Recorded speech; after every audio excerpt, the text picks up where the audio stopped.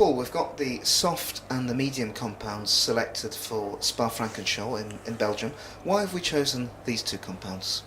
Well, Spa, actually, to be honest, the product that's probably going to be key to Spa is the intermediate tyre, because Spa has being a very large circuit, has the possibility to be wet and dry at the same time. You know, we've raced many years there in GT racing, endurance racing, and you can often get a call from one side of the circuit where someone's saying it's raining and you're actually stood in sunshine. So it's the intermediate tyre that will probably be key to the race, although we needed the medium and soft because of those factors of if it's cool, we need the soft compound, and if it's very hot, which again is a risk, you need a compound that can resist the very high temperatures and also the very high speed and fast corners that you get at a circuit something like Spa. Spa is also known as a real driver's circuit. All the drivers in Formula 1 love it. Why do you think that is?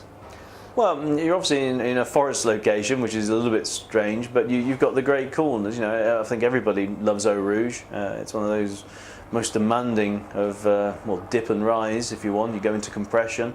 Going through Eau Rouge, you're getting almost 1,000 kilos load going through the tyre, each tyre. So it's quite extraordinary and quite extreme from that point of view. It's a challenge for the drivers, it's a challenge for the teams, for the strategy, clearly when they have the factor of rain on the circuit. So yeah, it's one of those great historical circuits where everybody wants to go. Finally, how do you see the second half of the season? We're obviously seeing a closely matched championship, and we've got some long haul events coming up as well. Yeah, we've got 6 long haul events at the end of the season, so we'll be packing the suitcases again and disappearing for a few months.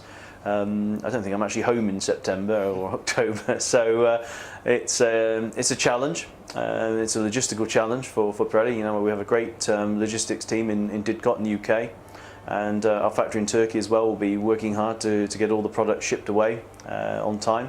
So it's no rest for us really in this break.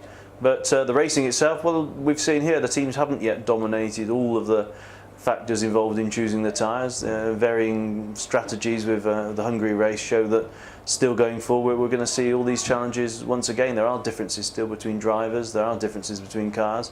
So all of those things combined together with all these new tracks, I think will keep us entertained. How would you sum up the season so far? I think the best thing to say is exciting. It's been certainly a baptism of fire, as we say in English, because so little time to get ready.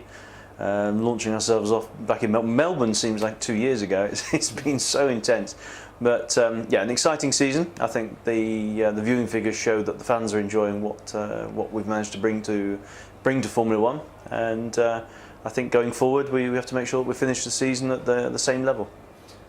We've been privileged to see some fantastic races in the first half of the season. If you had to pick a favourite, which one would it be?